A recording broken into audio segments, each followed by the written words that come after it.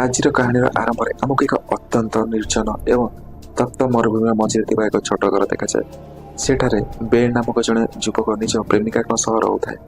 Ben सेठारे जड़े tourist guide भाव काम करे।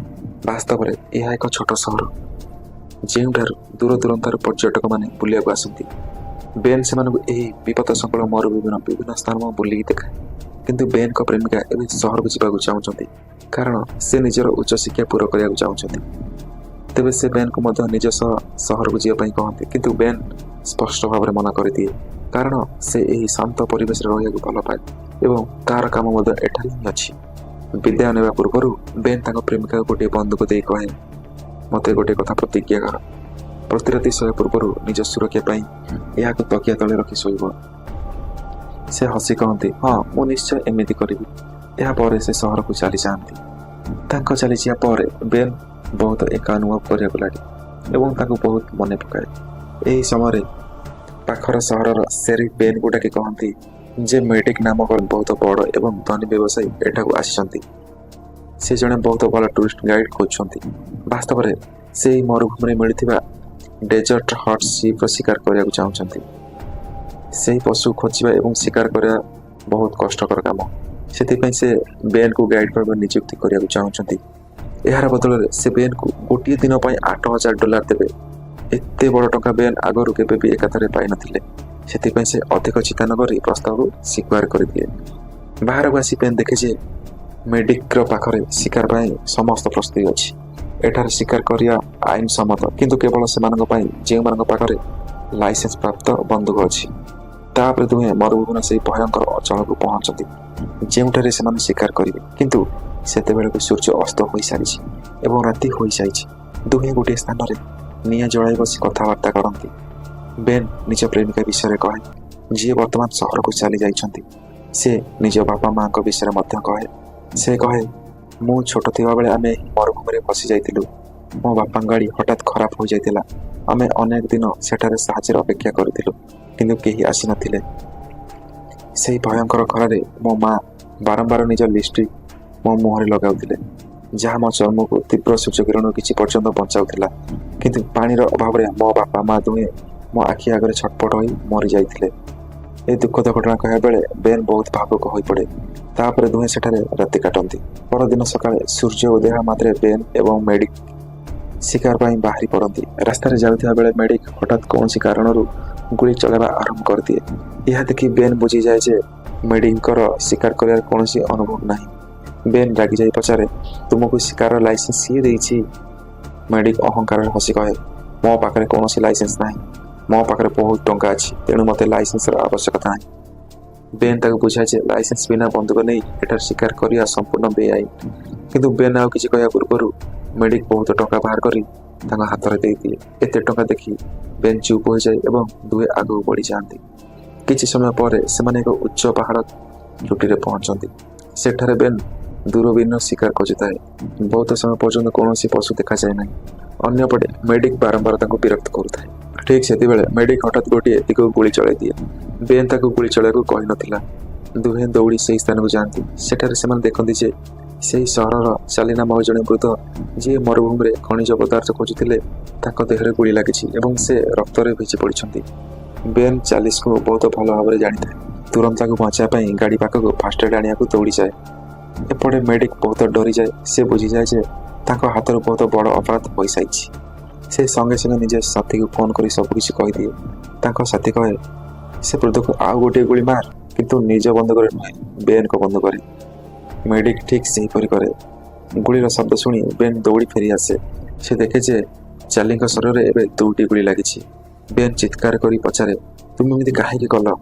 मेडिक चतुरता सह कहे, यह मु करनी, आम दुहे करछु।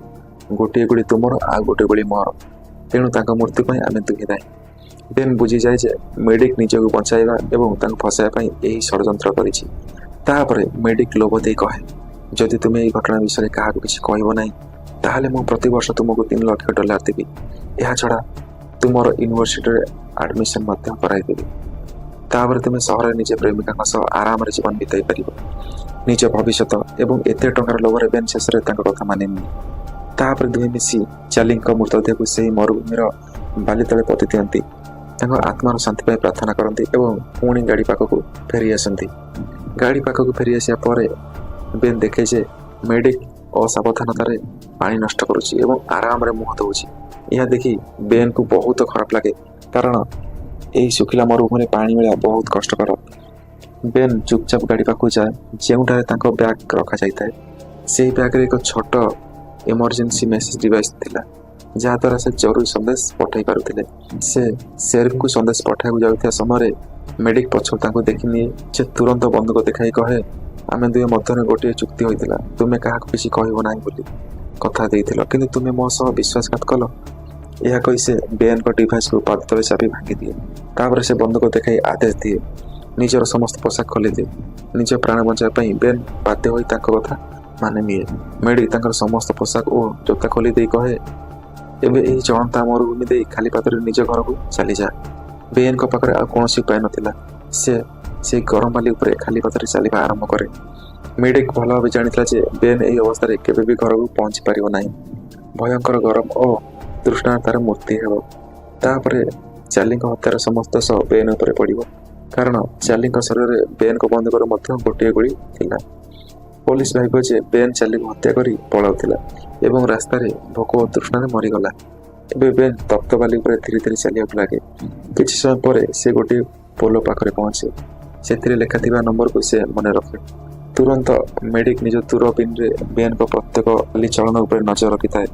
ସେ ବେନ୍ଙ୍କ ପଛ ଛାଡ଼ିବ ନାହିଁ, ଯେପର୍ଯ୍ୟନ୍ତ ନିଜ ଆଖିରେ ତାର ମୃତ୍ୟୁ ଦେଖିନଥିବ। ବେନ୍ ଯନ୍ତ୍ରଣା ସହି ସହି ଆଗକୁ ବଢ଼ି ଚାଲେ। ଶେଷରେ ସେ ଦ୍ୱିତୀୟ ପୋଲ ପାଖକୁ ପହଞ୍ଚିବା ମାତ୍ରେ ହଠାତ୍ ଦୌଡ଼ି ପାହାଡ଼ ଭିତରକୁ ଅଦୃଶ୍ୟ ହୋଇଯାଏ। ମେଡିକ୍ ଏହା ଦେଖି ତୁରନ୍ତ ଗାଡ଼ି ନେଇ ସେହି ଦିଗକୁ ଦୌଡ଼ିଯାଏ। ସେଠାରେ ପହଞ୍ଚି ସେ ଦେଖେ ଯେ ବେନ୍ କେଉଁଠି ମଧ୍ୟ ନାହାନ୍ତି। ବାସ୍ତବରେ ବେନ୍ ପାହାଡ଼ ଭିତରେ ଥିବା ଗୋଟିଏ ଗୁମ୍ଫା ଭିତରକୁ ପ୍ରବେଶ କରିଥିଲେ। ଏହି ଗୁମ୍ଫାଟି ସେହି ବୃଦ୍ଧ ଚାର୍ଲିଙ୍କର ଥିଲା, ଯାହାକୁ ମେଡିକ୍ ହତ୍ୟା କରିଥିଲା। ସେଠାରେ ଖାଦ୍ୟ ଓ ପାଣିର ପୂର୍ଣ୍ଣ ବ୍ୟବସ୍ଥା ଥିଲା। ବେନ୍ ସର୍ବପ୍ରଥମେ ପାଣି ପିଇ ନିଜ ତୃଷ୍ଣା ମେଣ୍ଟାଏ। ତାପରେ ସେ ଦେଖେ ଗୁମ୍ଫାର କାନ୍ଥରେ ଅନେକ ଫଟୋ ଲାଗିଛି। ସେହି ଫଟୋଗୁଡ଼ିକ ମଧ୍ୟରୁ ଗୋଟିଏରେ ବେନ୍ ଏବଂ ଚାର୍ଲି ଏକାଠି ଥିଲେ। ବାସ୍ତବରେ ଚାର୍ଲିଙ୍କ ସହ ବେନ୍ଙ୍କ ବହୁ ବର୍ଷ ସମ୍ପର୍କ ଥିଲା। ସେ ବେନ୍ଙ୍କ ପାଇଁ ବାପା ସଦୃଶ ଥିଲେ। ଫଟୋଗୁଡ଼ିକୁ ଦେଖି ବେନ୍ କାନ୍ଦି ପକାଏ ଏବଂ କହେ, ମୋତେ କ୍ଷମା କର, ମୁଁ ତୁମ ଜୀବନ ବଞ୍ଚାଇ ପାରିଲି ନାହିଁ। ଠିକ୍ ସେତେବେଳେ ସେ ଅନୁଭବ କରେ ଯେ କେହି ଗୁମ୍ଫା ଭିତରକୁ ଆସୁଛି। ବେନ୍ ତୁରନ୍ତ ସେଠାରେ ଥିବା ଗୋଟିଏ ମାନଚିତ୍ର ନିଜ ପାଖରେ ଲୁଚାଇ ଦେଇ ଅନ୍ଧାର ଭିତରକୁ ଚାଲିଯାଏ। ସେହି ସମୟରେ ମେଡିକ୍ ଗୁମ୍ଫା ଭିତରକୁ ପ୍ରବେଶ କରେ। ତାଙ୍କୁ ଜଣାଥିଲା ଯେ ବେନ୍ ସେଠାରେ ଲୁଚିଛନ୍ତି। ସେଥିପାଇଁ ସେ ଗୁମ୍ଫା ଭିତରେ ଗୋଟିଏ ବୋମା ଲଗାଇ ବାହାରକୁ ଚାଲିଯାଏ। କିଛି ମୁହୂର୍ତ୍ତ ପରେ ଏକ ଭୟଙ୍କର ବିସ୍ଫୋରଣ ହୁଏ ଏବଂ ସମଗ୍ର ଗୁମ୍ଫା ଧସି ପଡ଼େ। କିନ୍ତୁ ବେନ୍ଙ୍କ ଭାଗ୍ୟ ଭଲ ଥିଲା। ଧସିବା ପୂର୍ବରୁ ସେ ଗୁମ୍ଫାର ଅନ୍ୟ ଏକ ଗୁପ୍ତ ରାସ୍ତା ଦେଇ ବାହାରି ପଳାଇ ଯାଇଥିଲେ। ଗୁପ୍ତ ରାସ୍ତା ଦେଇ ବାହାରିବା ପରେ ବେନ୍ ଆଗକୁ ବଢ଼ୁଥିଲେ। ଠିକ୍ ସେହି ସମୟରେ ହଠାତ୍ ମେଡିକ୍ ତାଙ୍କ ସାମ୍ନାରେ ଆସି ଠିଆ ହୋଇଯାଏ।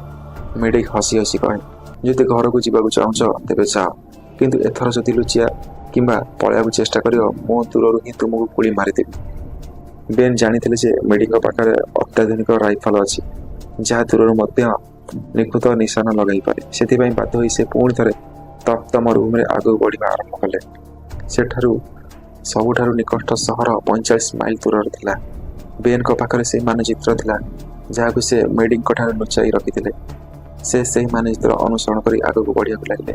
କିଛି ସମୟ ପରେ ସେ ଏମିତି ଗୋଟିଏ ସ୍ଥାନକୁ ପହଞ୍ଚିଲେ, ଯେଉଁଠାରେ ବେନ୍ ଓ ଚାର୍ଲି ବିଶ୍ରାମ କରିବା ପାଇଁ ଗୋଟିଏ ପୁରୁଣା ସୋଫା ରଖିଥିଲେ।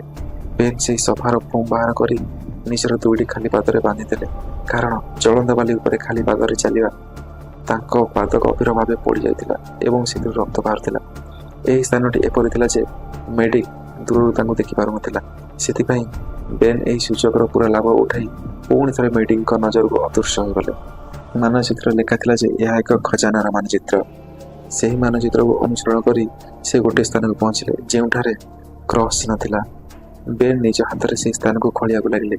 କିଛି ସମୟ ପରେ ସେଠାରେ ଗୋଟିଏ ଛୋଟ ବକ୍ସ ବାହାରିଲା। ବକ୍ସଟି ଖୋଲିବା ପରେ ସେଥିରେ ଗୋଟିଏ ସ୍ଲିଙ୍ଗ ସଟ୍ ଏବଂ କିଛି ମାର୍ବଲ ବଲ୍ ଥିଲା। ବେନ୍ ସେଗୁଡ଼ିକୁ ନିଜ ପାଖରେ ରଖିଲେ। ମାନଚିତ୍ରରେ ଆଉ ଗୋଟିଏ ଚିହ୍ନ ଥିଲା। ସେ ସେହି ସ୍ଥାନକୁ ପହଞ୍ଚିବା ପରେ ଦେଖିଲେ ଯେ ବାଲି ଭିତରେ ଗୋଟିଏ ପାଣି ବୋତଲ ପୋତା ଯାଇଛି। ତାଙ୍କ ଶରୀର ସମ୍ପୂର୍ଣ୍ଣ ଭାବରେ ଡିହାଇଡ୍ରେଟ୍ ହୋଇଯାଇଥିଲା, ଗଳା ଶୁଖି ଯାଇଥିଲା। ସେ ତୁରନ୍ତ ବୋତଲର ଢାଙ୍କଣା ଖୋଲି ପାଣି ପିଇବାକୁ ଯାଉଥିବା ବେଳେ ଧାମ୍, ହଠାତ୍ ଦୂରରୁ ମେଡିକ୍ର ଗୁଳି ଚଳାଇବା ଶବ୍ଦ ଆସିଲା। ଗୁଳି ସିଧା ବୋତଲରେ ବାଜିଲା। ବୋତଲଟି ଦୂରରୁ ଛିଟକି ପଡ଼ିଲା ଏବଂ ସେଥିରେ ଥିବା ସମସ୍ତ ପାଣି ବାଲିରେ ବୋହିଗଲା। ବାସ୍ତବରେ ସେହି ମାନଚିତ୍ରରେ ଲେଖାଥିଲା ଯେ ଏହା ଏକ ଖଜାନାର ମାନଚିତ୍ର। ଆଉ ଏପରି ତପ୍ତ ମରୁଭୂମିରେ ପାଣିଠାରୁ ବଡ଼ ଖଜାନା ଆଉ କିଛି ହୋଇପାରେ ନାହିଁ। ଏହି କଥା ବେନ୍ ଆଗରୁ ଜାଣିଥିଲେ। ଏବେ ପୁଣି ଥରେ ତୃଷ୍ଣାରେ କଷ୍ଟ ପାଇ ସେ ନିଜ ଜୀବନ ବଞ୍ଚାଇବା ପାଇଁ ଆଗକୁ ବଢ଼ିବାକୁ ଲାଗିଲେ। ଅନ୍ୟପଟେ ଦୂରରେ ବସି ମେଡିକ୍ ଆରାମରେ ଡ୍ରିଙ୍କ୍ ବନାଇ ପିଉଥିଲା। ତାଙ୍କ ନଜର ସବୁବେଳେ ବେନ୍ ଉପରେ ହିଁ ଥିଲା। କିଛି ସମୟ ଚାଲିବା ପରେ ବେନ୍‌ଙ୍କ ଶରୀର ସମ୍ପୂର୍ଣ୍ଣ କ୍ଳାନ୍ତ ହୋଇପଡ଼ିଲା। ଶେଷରେ ସେ ରାସ୍ତା ମଝିରେ ଅଚେତ ହୋଇ ପଡ଼ିଗଲେ। ଏହା ଦେଖି ମେଡିକ୍ ନିଜ ଗାଡ଼ି ନେଇ ତାଙ୍କ ପାଖକୁ ଆସିଲା। ସେ ଦେଖିଲା ବେନ୍ ସମ୍ପୂର୍ଣ୍ଣ ନିଷ୍କ୍ରିୟ ହୋଇପଡ଼ିଛନ୍ତି। ସେ ବେନ୍ ବଞ୍ଚିଛନ୍ତି କି ମରିଗଲେ ତାହା ଜାଣିବା ପାଇଁ ତାଙ୍କ ଚାରିପାଖରେ 2 ଥର ଗୁଳି ଚଳାଇଲେ, କିନ୍ତୁ ବେନ୍ ଟିକିଏ ମଧ୍ୟ ହଲଚଲ କଲା ନାହିଁ। ମେଡିକ୍ ଭାବିଲା ଯେ ବେନ୍‌ର ମୃତ୍ୟୁ ହୋଇଯାଇଛି। ନିଜ ଉଦ୍ଦେଶ୍ୟ ପୂରଣ ହୋଇଗଲା ବୋଲି ଭାବି ସେ ଗାଡ଼ି ନେଇ ସେଠାରୁ ଚାଲିଗଲା। କିନ୍ତୁ ସେ ଜାଣିନଥିଲା ଯେ ବେନ୍ ଏବେ ମଧ୍ୟ ବଞ୍ଚିଛି। ସେ କେବଳ ମୃତ୍ୟୁର ନାଟକ କରୁଥିଲା। ମେଡିକ୍ ସେଠାରୁ ଚାଲିଯିବା ପରେ ବେନ୍ ଧୀରେ ଧୀରେ ଉଠି ପଡ଼ିଲେ। ସେ ସିଧା ସେହି ପାହାଡ଼ ଦିଗକୁ ଚାଲିବାକୁ ଲାଗିଲେ, ଯେଉଁଠାରେ ପାହାଡ଼ର ଉପରେ ଥିବା ଗୋଟିଏ ଗୁମ୍ଫାରେ ସେ ନିଜ ପ୍ରେମିକା ସହ ବହୁତ ସମୟ ବିତାଉଥିଲେ। ତାଙ୍କ ଆଶା ଥିଲା ଯେ ସେଠାରେ ପାଣି ମିଳିବ ଏବଂ ସେ ନିଜର ଭୟଙ୍କର ତୃଷ୍ଣା ମେଣ୍ଟାଇ ପାରିବେ। ବେନ୍ ପାହାଡ଼ ଉପରକୁ ଚଢ଼ୁଥିବା ବେଳେ ଦୂରରେ ନିଜ ସାଥୀ ସହ ଫୋନ୍‌ରେ କଥା ହେଉଥିବା ମେଡିକ୍ ହଠାତ୍ ତାଙ୍କୁ ଜୀବନ ଦେଖିଦେଲେ।